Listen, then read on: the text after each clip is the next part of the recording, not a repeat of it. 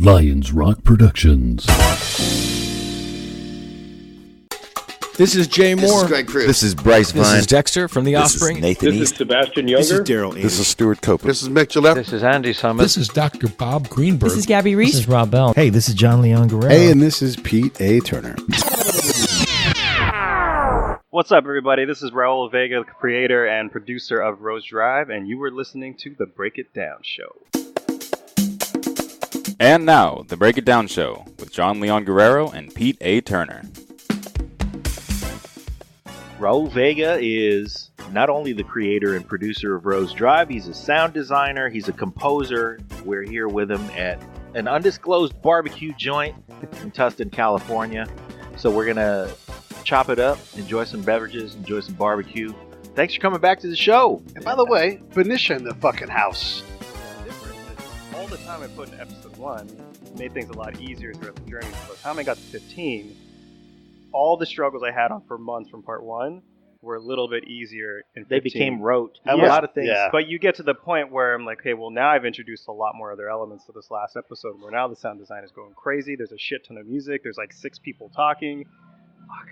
I don't know. Pare it back. Yeah, exactly. So how do I find that balance? And it's, you know, I've learned more so through like the mixing world as I've progressed, and had to get these episodes out quicker and quicker and quicker.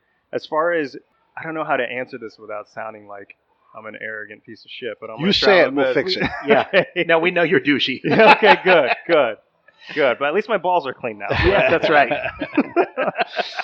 If I am not even, look, I'm always going to be my own worst critic as far as my work. I'm going to put something out, and it's, even if I think it's cool, I'm still going to be like, you just have to get to that point where you have to say, it has to be good enough. And usually if your standard is really, really high, good enough for you is still feels really shitty, but for everybody else, it's excellent. They're going to be like, okay, yeah, that's good. Yeah.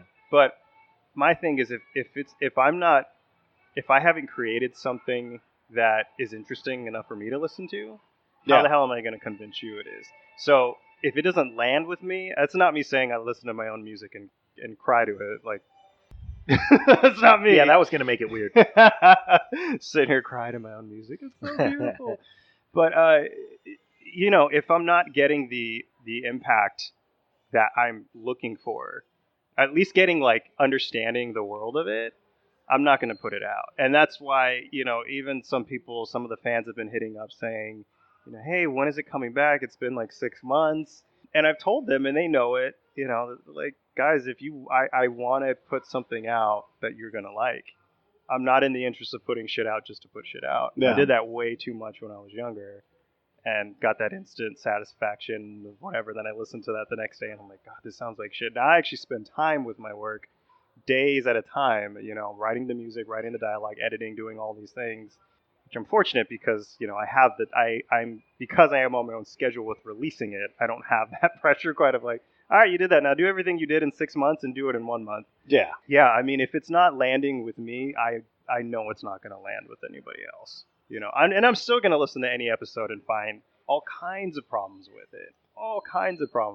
Which, like you're saying, maybe might be the only thing I hear, but, you know, it's all learning. It's all learning, and each episode and each new track has to be building off of the last one. It has to be something better and something more interesting sound-wise, that, you know, because otherwise it's just gonna be the same thing. And when you don't have somebody that's actually telling you to do that, and you have to be your own boss in that way, that's when the real arguments with yourself happen. Yeah. And even the greatest works of at least recorded music have all kinds of those things in them, like the producer and John Bonham or somebody, I'm forgetting, from one of our album fights we learned this fact, was like he beat him up on the drum track, and like the last thing you hear from that song is him flinging his sticks against the wall because he's fucking had it. Yeah. You know, and that makes it into the album. And it's not because it's cool, it's just because like that's what they recorded and it's in there, you know. But like some of these, it's cool. And it's well, and it's cool when you find out, I was sick of your fucking ass after 20 hours of drumming that part, you know, like just fed up with it. Those things make it in, or like the whatever sound that's in it. Like one of the albums, they had the Beatles playing in the background, and if you listen very carefully, you can hear the Beatles playing, Oh no! and it's not on purpose. It's just a thing Yeah. that you wouldn't even realize it was there until it was too late, and you're Right. like, "Fuck it, it's good Yeah. enough." I miss a little bit. I'm the one in between the two of us with the precious ear. Mhm. So there's a lot that we do because what's ended up happening with us, we started as a weekly podcast, and now we're churning out 4 shows a week. And a lot of it is because there's just so much story that we want to capture. So Yeah. we're pointed at capturing and less pointed at polishing.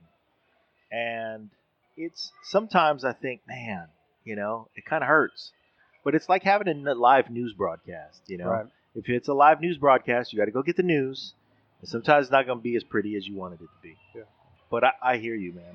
There are moments of the show that I listen back to and I go, man, I really like how that came out. Mm-hmm. And there's a lot of stuff that you listen back to and you go, I wish that could have been better. I wish I would have done it differently. But who's got time to go back and fix all that shit, Well, even that, and it's just It's part of the evolution. It's part of the evolution, and people like to see that evolution. Yeah. I noticed. People will listen to your show, they'll listen to this episode, then they'll go back to listen to episode, 100, and, 156. and then go back 100. or 100, or That go would be a back to good one. episode 1, and it's always kind of fun. I love doing that when I Yeah. start finding a new show or series. It's like you want to see the origin of it. Yeah. And while my show is still, some could argue, still in its origins, it's still from the first thing we put out to the most recent one. It's a pretty big difference. And the fun part now is I didn't even realize this until I finished this last episode. I didn't realize how much people preferred to binge it versus the weekly Yeah. things. And when I was putting it out, it was trying to get it out as soon as I could. A lot of life stuff happened, and it was weekly, but then it was bi-weekly and so on and so forth.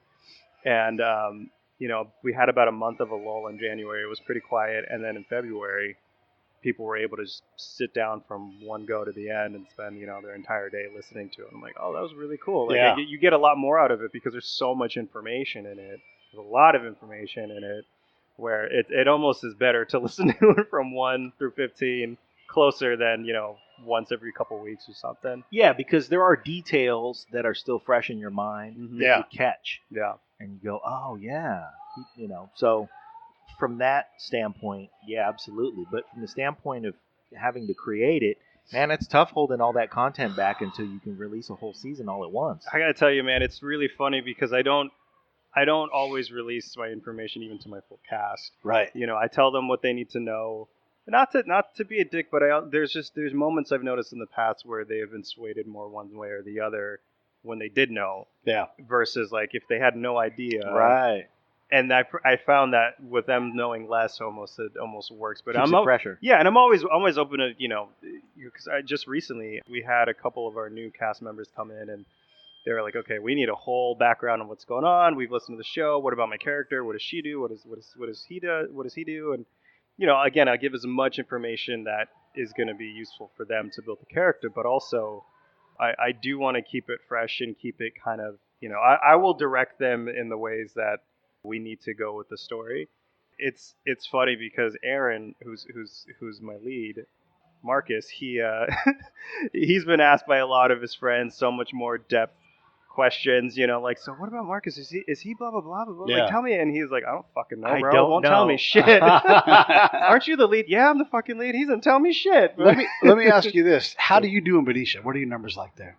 Actually, our biggest numbers are up there. Okay. Yeah. Especially when it first was released last August. First episode came out in August, and after the first episode came out, the Herald reached out to me and That's great. and we did a little interview and we got front page and stuff, which was kind of cool. Wow. Yeah, so it was really fun to really get the town involved and all that. Yeah, Hey, Benicia Herald, what the fuck? yeah. Why aren't you hitting to break it down? Man. Jesus fucking Christ! 280 episodes later, What's a we're brother still- got to do? Seriously. Shit. You don't want to know things I had to do, John. Okay. All right. You did them though. Well, I showed up here and washed your balls, You so did. clearly I'm willing to do whatever. The show as it stands now, if you had an end result in mind in the beginning, who knows what that would be, but now that you know that you understand the momentum and that you understand its usefulness as a calling card for you, what do you want out of the show? Like, what's the ending? Is it somebody realizing your talent as a director? Is it somebody realizing your talent as what happy endings do you see coming out of?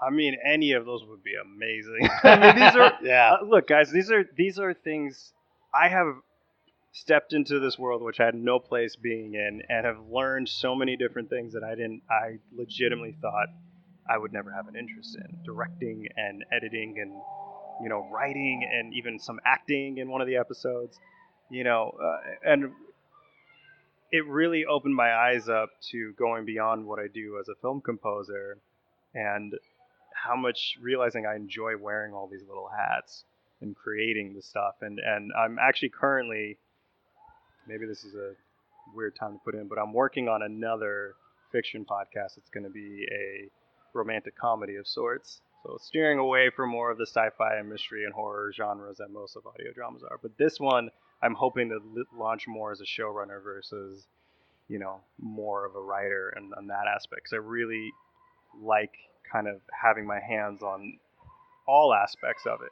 It's a little hard to do it all on your own like I have been doing, but, you know, if I could get a crew together, that'd be great. But the intention of Rose Drive, as I told you guys before, was to have something that I had as my portfolio, something I can call my own, something I can say, here, this is what I can do. I mean, it was never with the idea of it necessarily turning into the visual platform, although a lot of people have said it could. Yeah. And I think it's headed your towards that. ability to guide performance is one of the things that's obvious on the show.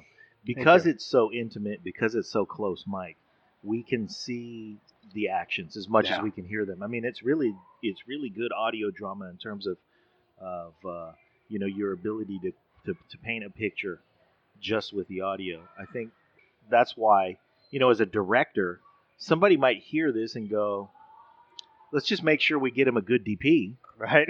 And, you know, we need the pretty pictures, but clearly he can get actors to emote and he can guide a story. Well, thank you. I appreciate that. You know, I think one fun thing about this is having that handicap of not having the visuals. It puts you in this creative space where you don't have that visual, so you have to find a way to be creative to show it. Yeah. And I spent a lot of time trying to do that. Because I am so OCD about certain things, I make sure that little things are going to be placed correctly, and even thinking as far as, okay, where's the camera, right? Like we're hearing the conversation here, but stuff is happening behind and in front and all around. If there's no subject, like where is the camera? Who's it looking at? Where's the boom mic? You know, Right. I write the scripts like a TV series, you know, for that, which I think also helps my actors as well, you know, because they're reading it and they're acting out and they're able to be big, which you're not always allowed to do on screen because sometimes it can look really hokey. But it's this weird blend of, like, with theater where you have to be big, and film where you have to be a little bit more reserved. Subtle, Yeah. And then you have this weird in-between world where it's both, right? You have to be Thank you, Norman. big, but not as big. Thanks, man. And, you know, finding that balance. And they get excited because they get to, like, actually speak all these words. Yeah, I mean, I would love, I think mostly just for all the work that my actors have put into it, having them be seen, because, and that was, I talked about this before, making sure my cast, they are the age that they are in the show, more or less. You know, I have the pictures of them up on the websites. Like, you can relate to this. It's, you know, I really wanted to try to bring that element into the show, so it's not just me doing a bunch of different voices. You know, I do not have one actor doing more than one voice at a time, because I wanted to keep it realistic like that. Yeah, makes sense. You know, That's the other thing I think allows for visualization, because you don't have to believe around what you know is, oh yeah, they got 3 actors and they got, you know, a cast of 30, right? but they have 15 actors. So if you're if you're constantly visualizing while you write dialogue and while you get all your story points down, you're looking at the camera, quote unquote. You're looking through the camera and you're imagining where the boom is and stuff. That is something I'm developing audio drama. You talked about that last I did year, talk about man. it last year, and then I put it down for like 8 months. It was a lawyer. It's a true crime. True crime. Okay. Yeah. Okay. I knew it was a legal one. But I have my first season outlined now. Wow. And the way that we're doing it is 3 episodes per story, and the 3 episodes. And I'll freely admit I ripped this off of Law and Order. The 3 episodes are the first episode you get to know the story as a whole, and then the second episode you delve into the investigations, both by the cops and by the investigators for the criminal defense attorney. And then there's the court case and the outcome of the court case in the third episode. So the reason that it breaks up that way is essentially you're telling 3 aspects of the story that are independent of each other, because if you listen to episode 3, which is the court case, you're going to hear things like a juror. Juror. That's a weird word to say. Whereas a listener, if you listen to the first 2 episodes, you can go, no, that's not how that happened. Right. How come they're not screaming to bring up the pieces that are missing in the court case and these are based on true stories. Yeah. So like the first case is based on a story of a guy who was in his home, and he's not a guy who's without fault. He partied, he knew guys who partied, and got to know a guy who was a little over the top. And at one point, this guy broke into his house, and the first guy shot him, protecting his home. So naturally, we all think that, hey, if in the act of protecting your home, you get to shoot somebody if you feel threatened. Right. Well, the DA was able to convince a jury that he was more aggressive than you need to be protecting your home, and that this guy did not deserve to be injured that way. So as the story unfolds, we're going to figure out what worked and didn't work in the case. Right. And there are some very key things that were not allowed in the case that if you listen to episode 3, and I'm hoping that some people actually do this, listen to episode 3 and then go back to 1 and 2. Yeah. And you hear the thing and you agree with the outcome, and then you go back and listen to 1 and 2 and go, what happened in this fucking detail? Yeah. So in doing that, you just gave me a great lesson, because I never noticed that as I'm listening to Rose Drive, you can get a sense of being over somebody's shoulder and observing a conversation, especially, a close conversation where you're going to have really tight shots, because it feels like you're over the other character's shoulder. Yeah. So, yeah, man, that's dope as hell. Well, it's. I think just if I can talk about what you were saying, the structure of what your show is going to be sounds really fucking cool. I've never heard something like that before, because a lot of the times, it's people that are just kind of talking in front of their mic or doing post-apocalyptic journal diary entries or whatever. Yeah. But, I mean, that sounds like a TV series I would gladly watch. Of going in that depth saying, all right, episode 1 and 2, you're going to get the full spectrum. And then from here on out, now you're going to have to make that choice of, like, who are you siding more with? I haven't heard that done, so I'm super excited. You got to get that shit out there. I do. But I'm going to do the first 3 stories, so 9 episodes. Yeah. And then drop it all at once. I was going to say, doing it as a full release, that's the way to go. Yeah. Easily. I mean, I absolutely have to do the 3 segments of a story all at once. Yeah. Because I want people to pick and choose what they listen to. But I just feel like everybody's binging, and I feel like I can get my meat hooks into somebody a little better if I can drop a whole season on them. And the stories that I have planned are now going to actually, man, they're going to be affected by the technique that you described. Look over the... Do it, man. Imagine the camera. Imagine where the boom is. Yeah. Feel how tight the shot is. And shift it, It's not always just, like, placed in one spot. That's what I try to do is, like, how do we have it so it's not... And that's kind of what happens. You guys know when you get in these voiceover parts of the characters, when they have in their internal monologue, that's kind of when you're shifting to kind of be... You're sitting in their chair, then you go right back to here, then you shift over on the left to, like, what's Marcus thinking, to back to the middle. Do you mic those differently, or do you do that all in post? That's all in post, okay. Yeah. So I and this is actually something I thought about. Recently, what I really wanted to try to do on something that's coming out sooner than people have been expecting. Next couple of weeks, we may be dropping something, so just be on the lookout for that. Mm-hmm. But I was he's not willing to let us in on it yet. Not quite yet. And by the time this goes up, it might be already out. Yeah, so it's very true. It's very true. So definitely check out Rose Drive Pod. Yeah. One of these ideas I have is like, hey, what if we did something that's like a split screen idea between two characters that are having this conversation. Not with each that's other, a trip. but by themselves. Right. You know, say but that, you have a split screen situation gotta- in the mind exactly. that you're painting in audio. Mm-hmm. Motherfucker, man. God Yeah. damn it. That's why we brought this guy on. It's not just because we felt like washing balls. I thought it's because he was buying lunch. Oh shit!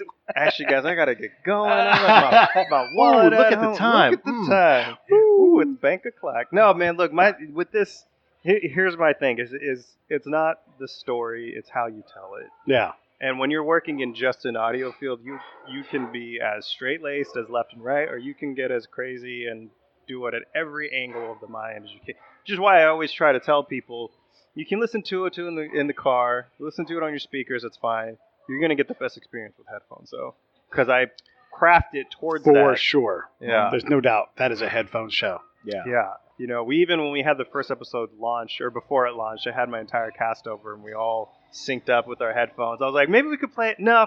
Okay, we'll just do the first It'd episode. be 8 people around the table. 8 people just all sitting there in headphones. silence and, play. Mm-hmm. And it was cool. It was a lot of fun. But This episode of the Break It Down Show is brought to you by Lions Rock Productions. That's us. We publish, evaluate, and develop podcasts just like this one, consult others to build their own, and create associated content and content marketing strategies. So if you're launching or expanding your social media presence, your business or your personal brand, or if you just want to take your media presence to the next level, Reach out to us on Twitter at Pete A. Turner, or at JohnLG69. at the Break It Down Show. There's 1,000 ways to get a hold of us. Now enjoy the show. it's again, That's kind of neat because it's 8 people kind of going into a VR world in a and sense, still yeah. being able to look at each other. you Yeah, know? exactly. So that's my thing. How do you tell that story? What's the best way for people to find? You put out so many fascinating things. There's people that are dying to have podcasts and people that are dying to tell a story. Like, is it the Rose Drive? Was it Rose Drive _pod Sure. on Twitter, or is Yeah, it better somewhere else? On Twitter, it's Rose Drive _pod, or you can just type in Rose Drive Podcast. I think you'll be able to find us there. Instagram, it's the same business. All the platforms. If All you the platform- search yeah. Rose Drive Podcast, you're easy to find. Yeah, and it's the same icon everywhere. You can go to rosedrivepodcast.com where we have all the episodes up there too, and you can put in your fan theories and all that kind of fun stuff. So What does Hans think of your show? I don't think he's listened to it yet. It's time. I know. No, it's. I mean, I know you're in a position of you're working for the man and everything, but I'm going to push you to say, look, it's important. I think you need to listen to this because there's something there, and if someone's going to help you out, it's the guy that he's going to help you out. Yeah, I was hoping to get most of the first season out, which I've done now. He's out of town for the time being, but when he gets back, I definitely know I'm gonna. You're not the first person to tell me that. Why the hell haven't you told your boss? I'm like, I don't know. No, it's kind of neat if he finds it by himself. though. Right. Well, I have a lot of my friends at the studio I work with, Yeah. who have started listening to it, and they have no qualms about being blunt about the production quality. So I'm always grateful for them because I'm like, tell me what isn't working, and Right. I've definitely gotten some heavy-handed input. Which has been good though, because It is. It's great. It's the best input. It is. It's it people is. who love you, who want you to do better. You know, Right. because here's the thing I've been learning about trying to produce these podcasts for the people is they haven't built up the professional skin. Mm-hmm. So, like, when they do something like that, that's just not good enough. Like, you're not using the right kind of mic. You're doing something wrong in how you're recording, and I don't want to hurt your feelings. Stop asking stupid questions. But yeah, like, this is not what you want to represent. Right. Like, you want to get shit wrong at the top of the pyramid. They're like, nah, it doesn't matter, but it's got to be certain things. Right. So it's cool to get that kind of direct, candid feedback. And even if you disagree with it, it's coming from the right place and it's fair. Right, and I think that's even the good thing too, is understanding, as you said, understanding where it's coming from, and if I do disagree with it, being able to articulate why. Yeah. And even if I do agree with it, being able to articulate why. You know what I mean? Yeah, for sure. That's why, like, if I think this goes for anybody who's working in any field, like, just saying, oh, that was good or that was cool doesn't tell you shit. No, it does not. It's the same as just saying, oh, that sucked. Okay, well, I'm more interested in telling me why either one of them, so I can try to learn from or understand it. But just saying, oh, that was good, like, I appreciate that, but I'm going to learn a lot more if you can actually articulate why you like something. It's way more if you can tell me why you hate it. I'm more interested in that, which is What does why your family say about it? my mom is like typical mom. She's just all love and sharing it with everyone. Actually, when the article came out at home, she went to Rayleigh's and picked up like And 8, bought all of them. bought the All whole of them. stand, and This is for your cousin, your tias, and your friends. Yeah. Well, okay, Mom. Frame one in the bathroom, put it in the hallway, put it in your bedroom. And then my sister is in it. I mean, she's one of the leads in it.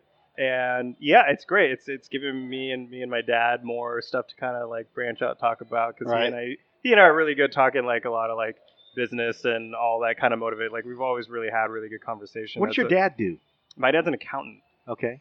Yeah, and my mom was an archivist at a hospital many years ago. So and then my sister and I just decided to go. Like, well, you guys went the art route. We just went the art route, man. Could not be more different. Hard. Yeah, exactly. Your dad's an accountant. He's like, what have I done? Yeah, exactly. No wonder he's asking you about your training. What in your training did you translate into? John's dad listens to the show. I don't think my dad ever listened to an episode, but that's not a surprise. But your dad listens. What does he say to you? He listens to your episodes. When we do episodes where I go, hey, Dad, I got to hang out at Rick Murata's house. Yeah, that's nice, son. Hey, did you know that Pete had Jack Barsky on? And I'm like, yes, I knew that. Fucker, I know.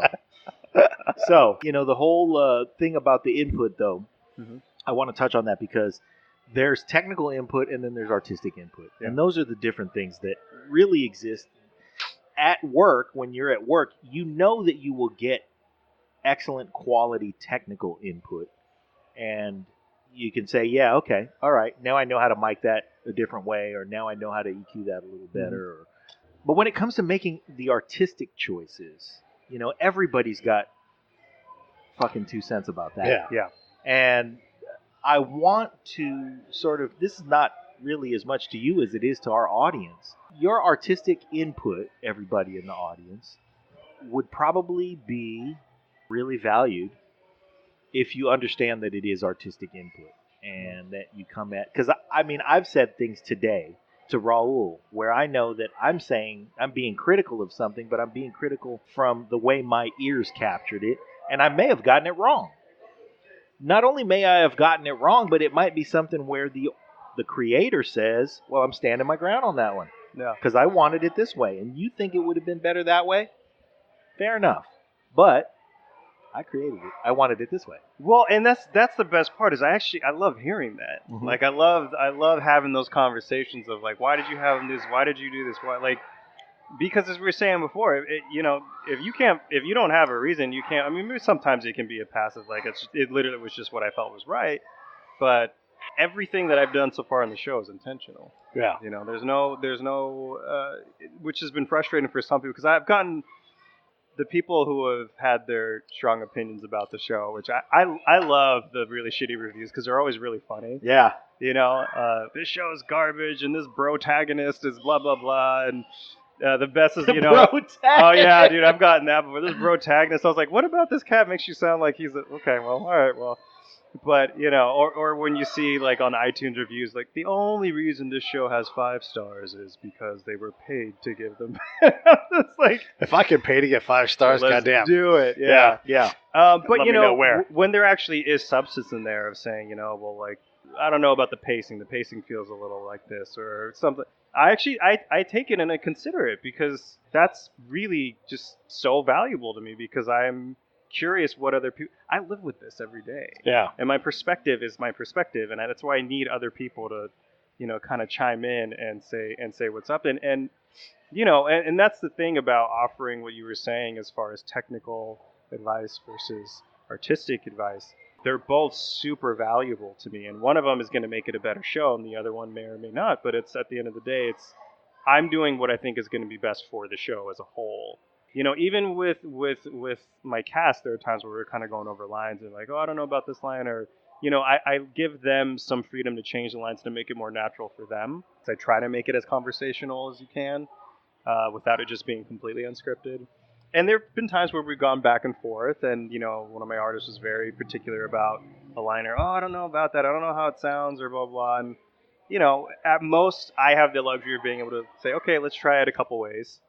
Knowing I'll probably end up using the way that I think will work best, but I think it's important still. You're giving them the opportunity. Exactly. And it may, even in the end, I may listen to it in conjunction with the rest of the lines coming from before and after and think, oh shit, now I see that's what a good take. Saying. Yeah. Yeah, that was a good take, which is why I still have my cast do 5,000 takes of every line because Oh, I'm sure they love that. Man, it's That's fun to sort through later. That's great. It is, man. And it's, I'm not a one-shot type of dude. I'm like, I've had Aaron say, like, shit 15 times in a row to find the right turd. Just so they sound right. And then, like, okay, that's the one that we want. That shows. I have to say that shows. So here's my input. I think that when I'm listening to the show, if I have one artistic critique of the show, I'd like it to move faster and have less fine color. I know that you do that because you need to paint a vivid picture for the listener.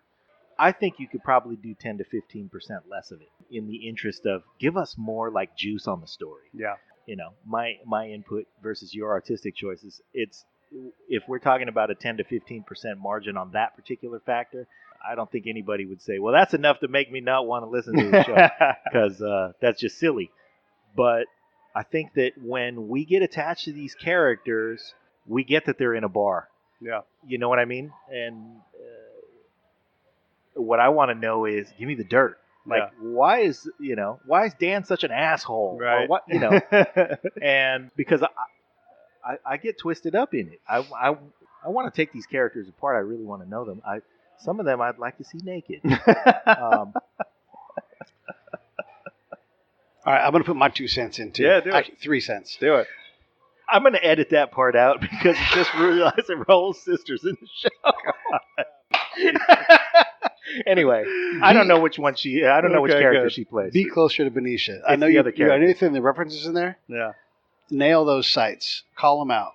Because those people, they're not going to get mad at you for that. No, absolutely. There's no reason for And when they anybody get to mad, you're like, cool, let's have a whole fight of it publicly about hot dogs Well, and hey, your a establishment. couple weeks ago, we referenced a restaurant in Walnut Creek called Katie's Creek. Yeah. And kind of did it on accident, and we're talking about trout and eggs in we a way love Katie's Creek. that we do love Katie's Creek. But, we were swearing in that episode. That episode was about being drunk and then having trout and eggs the next day because, Yeah. last night I really tied one on and I might have done a little bumpski out of the stripper's belly button. And the next day, what I really need in the morning is trout and eggs from Katie's Creek.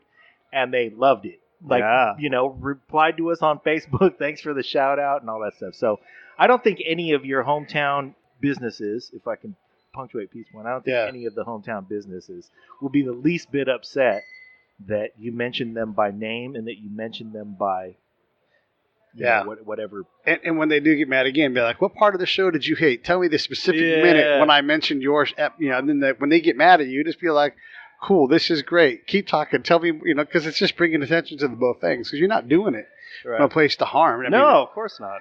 And then the other thing I would say is you got the show part down. You don't need my help there artistically. I'm going to push you on the business side outside of the show. Yeah. I need you to do more on social media so more people can find you. Because letting them find you like on the slide, that's fine, but that's bullshit. Like you owe it to your hard work to let more people know about it. And if that means you got to bug me every time you send something out, I will retweet it. But you owe yourself 100 retweets per episode. I appreciate that, man. I really do. Well, I'm going to push back on Raul's behalf, not because I disagree or think that you should do less or anything like that. But what I will say is that I have enjoyed that between episode 1 and episode 15, it's become more interactive. And you have Marcus saying, hey, if you think you know what happens, then send me an email. We've and had it's those too, rosedrivepodcast@gmail.com. That's a real email address. Yeah, I love Everybody that. should hit up.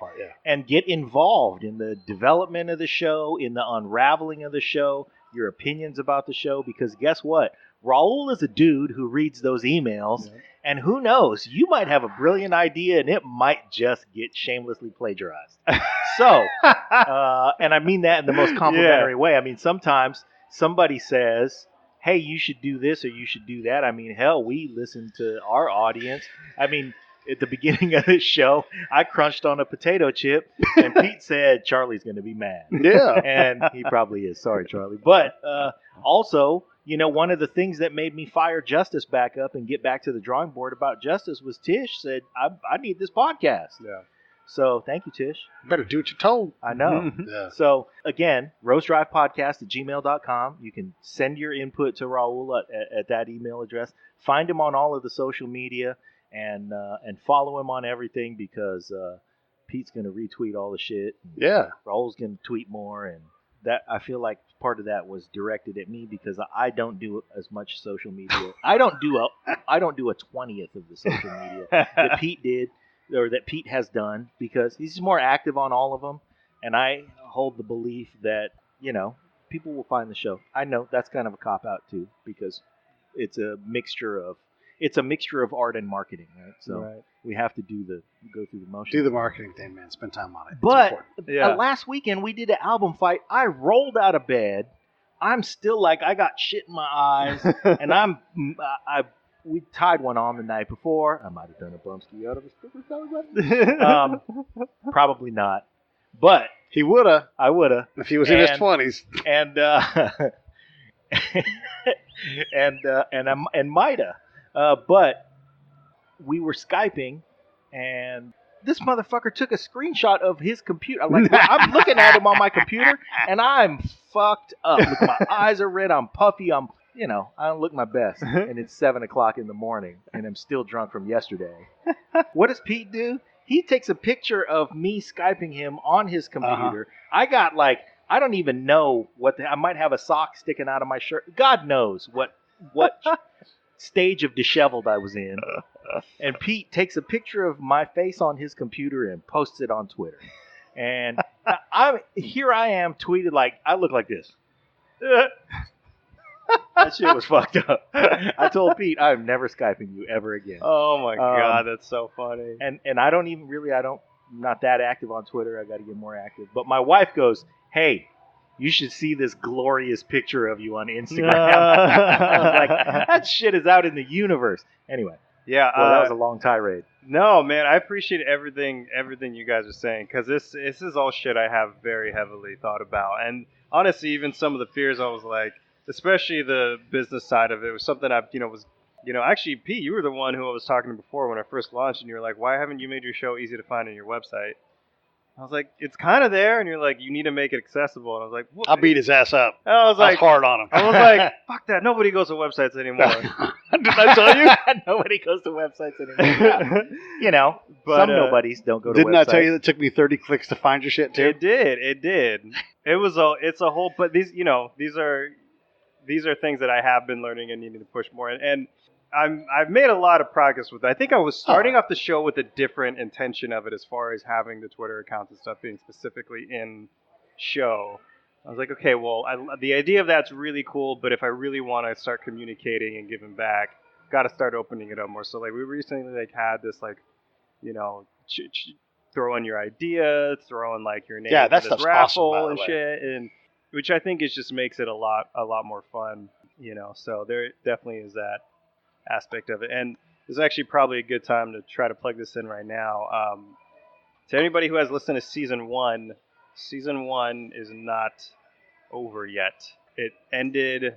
Last episode ended on a pretty hot moment, and some people actually thought that the show was done. They're like, "Is that all for the series?" And I'm like, "Damn, that would be really messed up if I stopped it right at that point." But I thought it was a cliffhanger. This is how I'm going to announce this right here. This is the first time this is being announced. Sorry, I had to do my your Morse code breaking intro. The season 1 finale will release as one feature-length audio movie adventure. Bam! Oh shit! Shit just got real now. I chubbed up a little bit. I noticed. Damn. Yeah. That's a great concept. Fuck. Okay, here we are giving Raul advice on shit. And I'm going to, I want to kind of button this up because we've been at it for a while and we could be at this all day and make this a 4-parter. But I will say that for all of the advice our dumb fat asses are trying to give you, one of the 3 of us has the best shot at Christina Aguilera. So let's say... Norvin? That Norvin's got a pretty good shot. He does, man. That's Norvin at Famous Dave's Barbecue in Tustin, California. Come give him a hard time, fuck with him. But also... That's a great fucking idea, man. I'll say, yeah. Not only do we want you to keep up the good work because, we would like to see our friends succeed and you deserve it for all your hard work, but we're truly entertained by the show. We encourage everybody to listen to it. Rose Drive Podcast, available on every social media form. Find Rose Drive podcast. Interact as much as you want. Raul's got a lot of great ideas. It's a fucking great show. And who knows, maybe one of those ideas you can help to influence. So, And I want to say this. If you listen to podcasts in general, the ones that you listen to, help them all out. We all, like those 5-star reviews that Raul bought on That I iTunes. paid for. Yeah, seriously, that shit's hard to come by, and it is a tremendous boost to us. You don't want to buy the T-shirts. You don't want to give us anything. Fine. Rate something 5 stars. Give a review.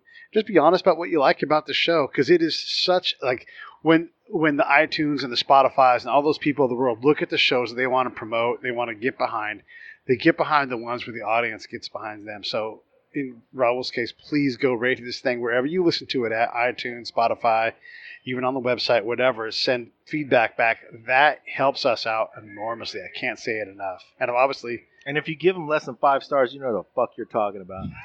Also, if you give them less than 5 stars, we all know you're a fucking player hater. So don't do that, because everybody knows that you are, and we'll know who you are, you bastards. But truly do give the feedback and listen to the show and be entertained and enjoy Benicia landmarks and all that stuff. But we want Benicia, to you give you all better step up. That's Everybody, right. Benicia Fucking better. step up. If you're not getting 48,214 listens a week, that means everybody in Benicia isn't listening. And get on the fucking horse, everybody. What do you want to say closing up? First of all, we can't let another year go by without. Let's not do know. that. God damn. Yeah. That's way too That damn is a long, crying man. shame. Yeah. No, man. I really appreciate you guys reaching out and wanting to have this chat again. It's good. It's really fun to kind of see what things been going on with you guys and stuff in the last year, and I'm just happy to be here. So thank you guys. Oh, I will plug this in. If anybody is in New Orleans in August, Oh shit. this is another thing I haven't quite made the announcement yet publicly. Working on Hey, that. Tish is marketing. going to New Orleans in August. Keep going. In August, there is a podcast convention called Podern Love Oh. by the Facebook group Podcast We Listen To. Hmm. They're throwing a convention there at the Intercontinental Hotel Nice. from August 10th through 12th, Friday through Sunday. And When it's hot as fuck. when it's in New hot Orleans. as fuck. So you know what that means? It's going to be a lot of drunk, naked people. Yeah. Uh-huh. And Please, go on. Rose Drive has been asked to do a live performance there. Wow. Sunday night. So we're going to go to our showroom. We got an hour to do a performance, then we do a Q&A making of behind the scenes. Part of a couple panels. We get our own tables. So it's going to be a whole thing. So we're really excited about that. Podcast we listen to is called Podern Love. You can go to podern.love and you'll find all the information there. But we're really excited about that. We're gearing up to get that live show headed out there. And That's awesome, man. Podern Love, August 10th to Podern 12th.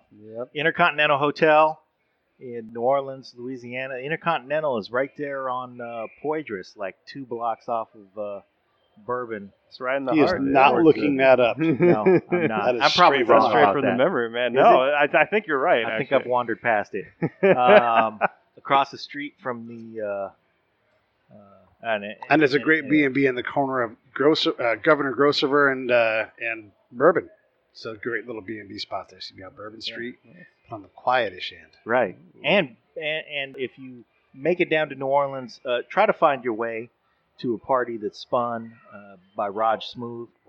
Because he's dope as hell, and he's my nephew, and I love him. But he is dope as hell. And in fact, if you go to a New Orleans Saints game, you'll be at a party that he's spinning anyway, because he's a DJ at the Superdome. Yeah, New Orleans is my favorite city. I'm glad to see Podern Love, August 10th through 12th, gathering there. August, man, it's really going to be hot as fuck. I know, down there. man. Good news, that's when the rates are cheap, though. That's Get true. down there. Very true. Get your sit-ups on, because Mhm. you're going to be one to Take your walk shirt around off. with no shirt. We applaud all of your success. Thanks for coming back and eating barbecue with us and chopping it up. And we'll look forward to the season finale feature-length podcast, buttoning up season 1 of the Rose Drive podcast. Hopefully there are many seasons to come, but that's a hell of a way to go out with a bang on season 1. And we're looking forward to it. Raul Vega, everybody. Thanks, man. Thanks, guys.